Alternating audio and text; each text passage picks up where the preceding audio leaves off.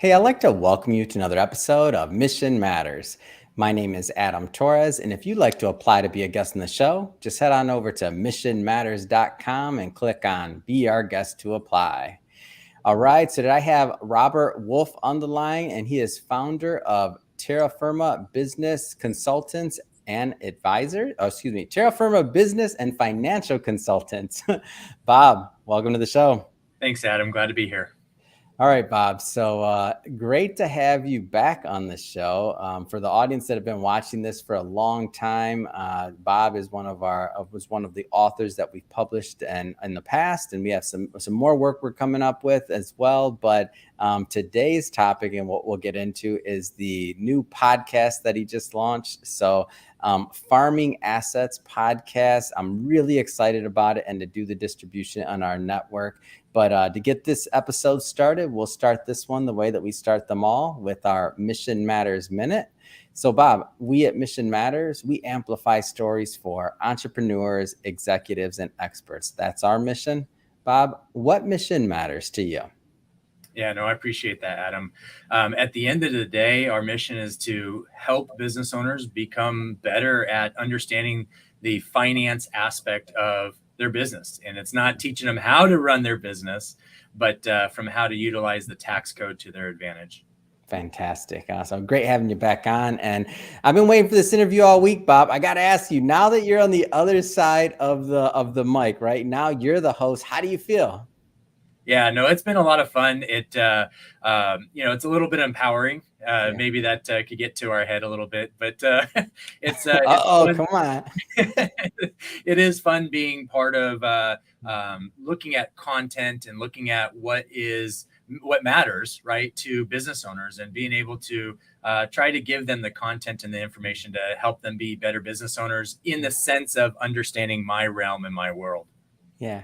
And I know that, and I'm glad you bring this up too, because sometimes people think about podcasting and things like that. And sometimes I don't want to say shy, like somebody doesn't have an expertise or can't, get on stage and speak. I mean, more so people are kind of worried about the way they may be looked at, like, do I want to host a show? Do I want to be self-promotional? Do I want to, and all these things, like I've heard it all from people. And in my mind, I'm always thinking, I'm like, what are you talking about? Like, the whole point is that you're an expert in your field. Like, there's other individuals, like it's impossible to talk to the amount of people that you can help through something like a podcast or whatever the media is, whether you're writing a blog, you're hosting a show on YouTube, whatever you're doing. We just happen to do podcasts. Like, getting that information out there is it's invaluable. Like, what was one of the reasons that you thought, it's time to finally get this thing going? Like, let's get that podcast going. Like, what moved you forward?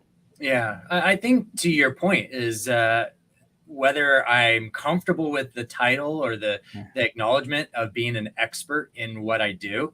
At the end of the day, that there is a certain aspect of expertise that I have more than a lot of the business owners, and the reason why they come to us. And so over a period of time, you have a certain amount of clients and advisors that we work with around the country that bring their clients to us. And so all of a sudden, that title of expert becomes part of who you are, not in that it makes you better than somebody else, but that you actually have something to say and what most people want to hear. It's just, and you're a unique person, and everybody on all the podcasts that you guys host in your network, they're all unique. It doesn't mean that they're somebody else isn't doing what they're doing, but they have a unique perspective that God's given them the ability to view certain things a certain way. And there's value in that, in my opinion. And to me, voice is very special. So you can interview, and I've seen this done before, because, when we're researching guests or other things like that, like, from one interview to the next, whether it's the same guest, whether it's a different one, like, something changes. So you and I can do an interview tomorrow, and there's going to be another like nugget or another piece of value that comes out of there that can help someone. So to me, it's like, it's not about like, hey, look at me or look at the host. It's about like creating that space for your guest and the host to have an interaction that's meaningful and that allows, real dialogue and allows people to learn as well. I like to think of it like, okay, like you and we're sitting down having a cup of coffee, and the audience gets to listen in, right? Yeah, absolutely. And something's powerful about that. Like you say, there's that ability to have a dialogue back and forth. there's information. If we're trying to strive to be better in our own lives, others are doing the same. And so when you and I share in dialogue, like even before we started live, you and I were talking back and forth, and there's value in that relationship that actually transfers to other clients that I talk to, or other people that you're going to interview as well. Yeah. What's been one of your favorite parts about hosting the show so far? I know you're still early on, but what's been one of your favorite parts so far? Yeah. Well, we've been doing, I've been doing a lot of content and videos and training and stuff for our clients, advisors, and some of the different programs that we offer.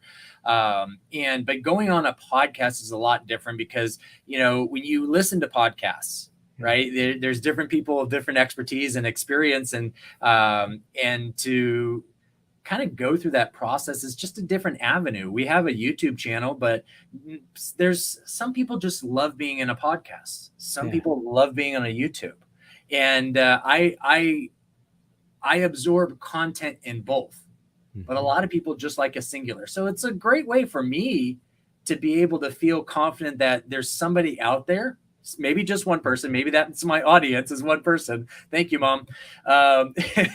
And being able to share that information in the way they like to absorb information.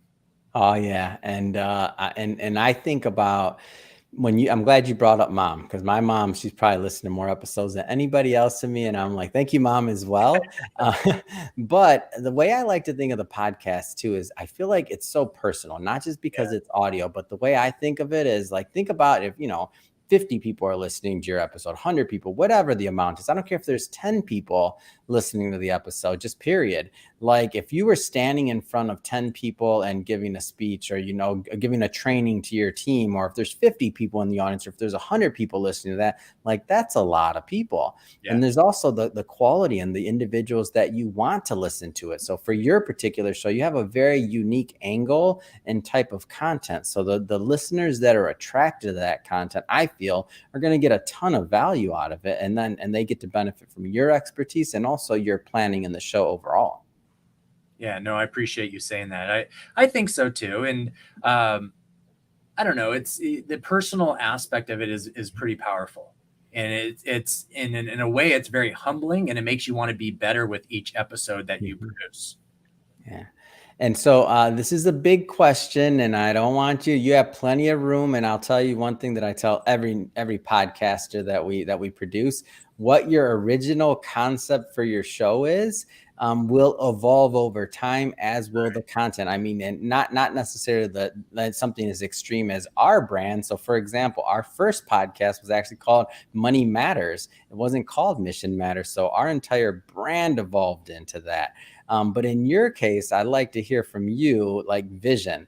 What kind of vision do you have for the show? Like, what are some of the things that you hope to come out of it? Yeah, I think short term, like you said, it's going to be organic, and that's because of the personal and the professionalism that you guys bring to being able to edit and give us the opportunity in the network that we have.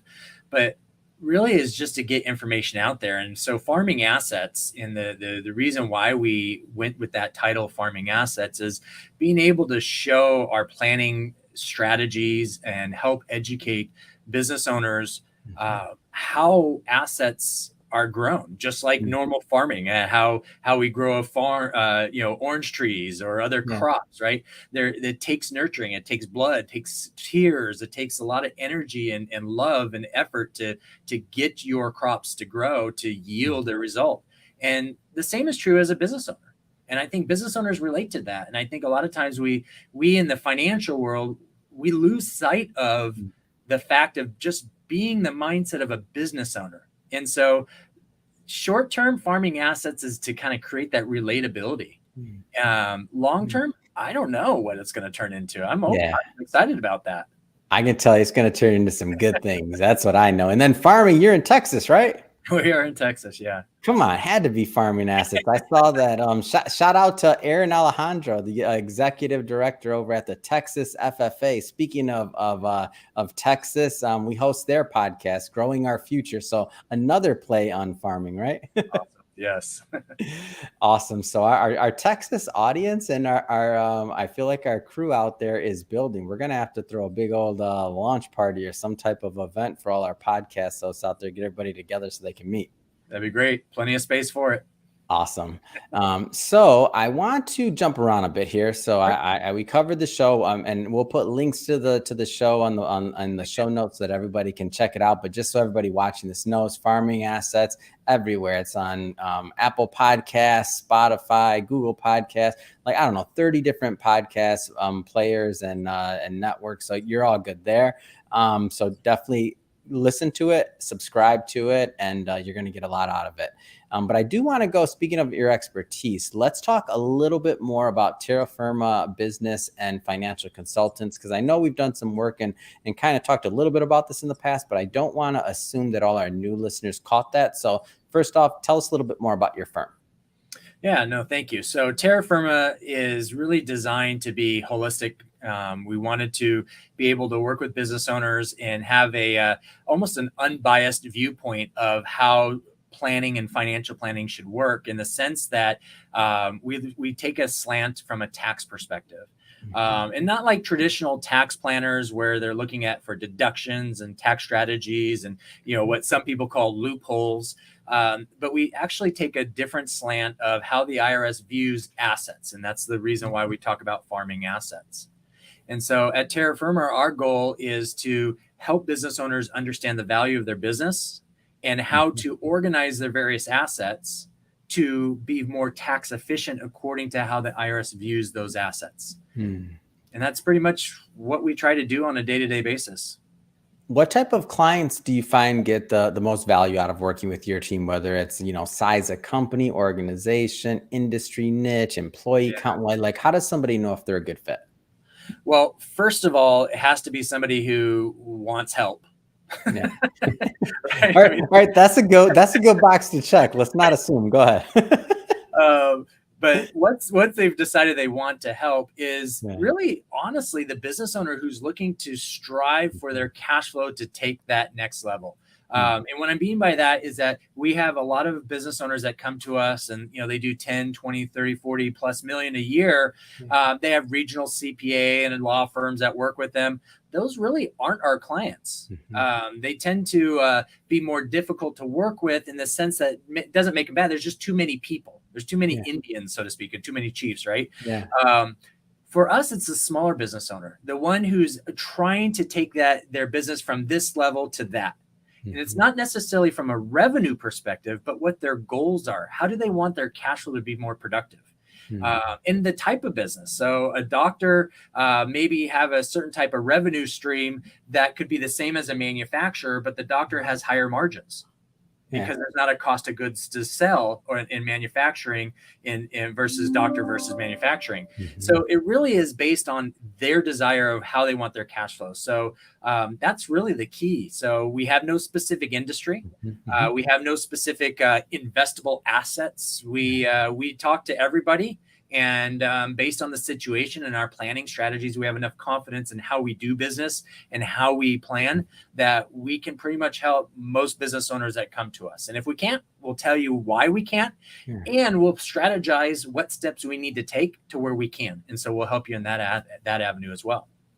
So as you start working with clients, and I don't want to generalize here or get, too nuanced, because we can't, everybody's situation is going to be different. We can't give out obviously general tax advice, not that you ever would, but I know that, or not an outlet like this, but I know that, over time working with many, many clients as you have, certain themes tend to arise. Are there certain things that you just find over and over and over again, business owners kind of miss, or their team kind of miss, where there's just that kind of immediate value add at times? Yeah, I think the best way to answer that is from a human nature perspective. In your human nature as a business owner, you want your business to thrive, and you're looking at revenue, and you're looking at how you want to profit from that revenue. And as a business owner, you draw income out of your business and that cash flow to live your lifestyle. And then all of a sudden you start making a certain amount of money, and you're like, wow, we got extra money each year. We need to put that someplace. Where do we put it? And you may do a little research. You may ask your buddies at the club. You may ask the people that you get together at Bible study or whatever. And they say, oh, we do real estate. Right? You should talk to this guy. He's great. And so all of a sudden they start going down that pathway, or investing in stocks or whatever it is. They have a little extra money and they go do that. And then all of a sudden they have that. And now they're like, well, now what do we do? We have that. What do we do with that? And so then they have a little extra money because of that. And then they try to do something else. And what it comes to play, Adam, which is really interesting. You don't think about this, but in most businesses, you put a business plan together or goals for the year. But business owners don't do that with the rest of what they're trying to accomplish in their personal assets. They just accumulate, but there's no plan to the accumulation. And based on how IRS taxes those assets in that accumulation, business owners are allowing too much to leak out in taxes that they don't have to. It's not that they're looking for tax loopholes. It's just they're not managed the right way and organized the right way. And that's really kind of what ends up happening. And before long, they're like, well, I made a mistake. No, you didn't make any mistakes. You just didn't have a plan. So let's just create a plan and let's organize and let's make this a real plan and grow your wealth. How do you feel that you're different than other, let's say, tax and financial professionals? Yeah. So that's a good question. I think we kind of been tapping into that a little bit is when I started researching the tax code and tax strategies, and as a financial advisor and insurance professional as a background over the last 20 years, we're taught certain things and we're approached certain things. And there's a lot of really smart people that have really smart strategies. And my focus was always, how do I get these strategies to work with each other? Right. And so rather than saying, oh, mine is better than yours, right? Or you should do this and not do this. And you see that in real estate. You see that in investing in the stock market, or you see that in this or that, right? Everybody, my thing is the best. And the reality is they're all tools. They're all assets. And so when I was studying the tax code, I was really kind of seeing the IRS from a different perspective, not as deductions and traditional tax strategies, but back again to the asset. How's the IRS view that asset from the 3 stages that each asset goes through, and how do they tax that? And so going through that process, I realized there's 3 basic tax efficient assets, very boring, very vanilla, and which I found from that, we call it the asset buddy system, that the IRS, the boring it is, the more tax benefits, because they have more application to real world. So you don't have to be creative, just be boring. Vanilla, right? Vanilla ice cream, you can put anything on it and it tastes good and it's different for each person. And when you look at it from the IRS's perspective, and our opinion, my opinion, there's more opportunity with that. And therefore your tax strategies run in line with the IRS. So everybody's worried about tax savings and the auditing. Well, if you're vanilla, what are they going to audit? You're just doing random stuff. It's just the organization of them. So I think that's really what makes us a little bit different than other people, is just our viewpoint of how we look at it. Because then it allows us to work with really anyone, any CPA, any bookkeeper, any tax attorney, right? We can work with all these different professionals because our organization and our plan of the planning process goes in line and allows them to do what they do and us to do what we do. Yeah. And I think this is a good point too. So what you're saying, that you can work with them. So it's not saying that you necessarily have to replace them. Like, that's not what you're proposing. You're saying, hey, we're the specialists that are like another layer above. And what I mean by above is that, your CPA and the person that's doing your day-to-day bookkeeping, like, they got enough work to do. They're not sitting here trying to figure out the next tax strategy that you're going to benefit from. Like, they're just trying to keep you compliant and keep the wheels turning, right? But that's where your firm comes in as a real specialist. Like, you don't have to replace. Am I understanding that right? That's absolutely exactly accurate. And the reason being that's so important is that you look at the wealthy. The wealthy have tax teams. Yeah. The reason being is that you and I can only know so much. Though the brain is a powerful tool, there's only so much that we can understand and know. Well, unless you're listening to the Farming Assets podcast. That's right. It's limitless. Go ahead, sorry. The brain's working so hard the hair's popping out of the scalp. No, and it's when you look at that from the wealthy and the tax teams, is that everyone has value. And I think the collective value is what the business owner is looking for. And I think if you have a team that can work well with each other, I think that means all egos are left at the door. Yeah. And it's now about the client and how to be client centric. And I think that's the value of success right there, is how can you take off and leave your ego and your pride at the door and make everything about your client and what they want and what they need.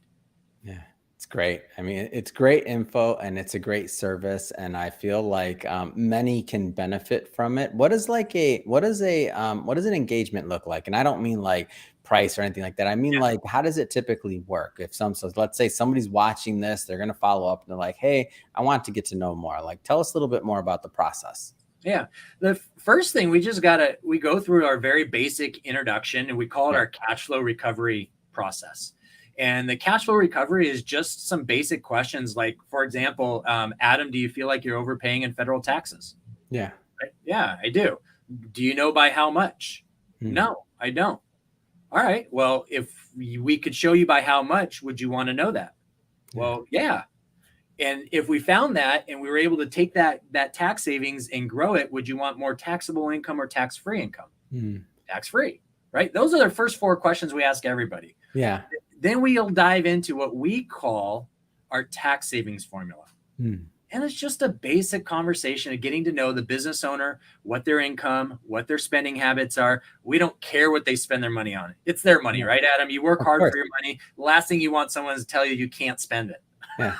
Right. I spend my money on the podcast network. It's okay. Go ahead. Right. You're watching it right now. I spend it on launching shows. Go ahead. I thought I saw dollar signs flying across. That's Adam's money. No, in all seriousness, is trying to figure out what's it mean to them that they're overpaying in federal taxes and what that number is. And that's really the first conversation. So it's about a half hour.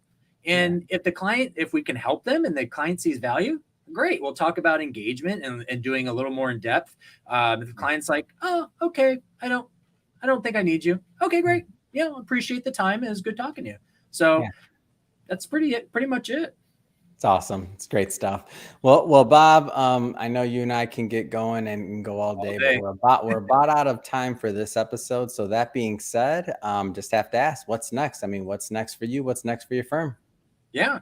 So, I mean, for us, we're diving into tax planning season, right? Yeah. The year end's coming and people are now starting to take a look at their situation, their financials, and they're doing better than they thought they were, or maybe they're doing worse. And how do they allow that to be beneficial to them? And so we're rolling through the end of the year and working with the folks that we are all over the country that we do. And just the goal is to bring more value the more clients we work with and talk to. Do we have goals for our business? Of course. And our goals are really to help as many business owners as we can. It sounds silly and corny and cheesy, but at the end of the day, that's really what we're focused on. And we don't care about all the other stuff. It's all that doesn't mean anything unless we can help one client, one business owner at a time. Perfect. And if somebody wants to follow up and learn more, how do they do that? Yeah. So we have different avenues. So they can go to our LinkedIn. LinkedIn is Asset Coach Tax Strategist.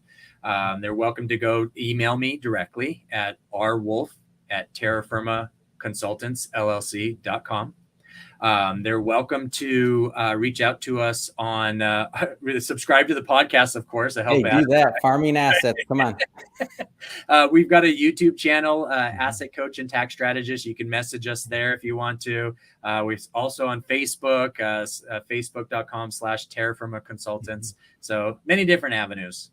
Awesome. And we'll put some of that information in the show notes so that our audience can just click on the links and head right on over. And speaking of the audience, if this is your first time engaging with or listening to a Mission Matters episode, we're all about bringing on entrepreneurs, executives, experts, having them share their mission, why they do what they do, how they're doing it, and really what can we all learn from it, right? So we all grow together. If that's the type of content that sounds interesting or fun or engaging to you, hit that subscribe button. We have many more mission-based individuals coming up, and we don't want you to miss a thing. Bob, as always, it's been a pleasure. I'm thrilled to watch your show continue to grow, and I wish you much more continued success. Thanks, Adam. And I appreciate your guys' support and the efforts that you guys put into us as well.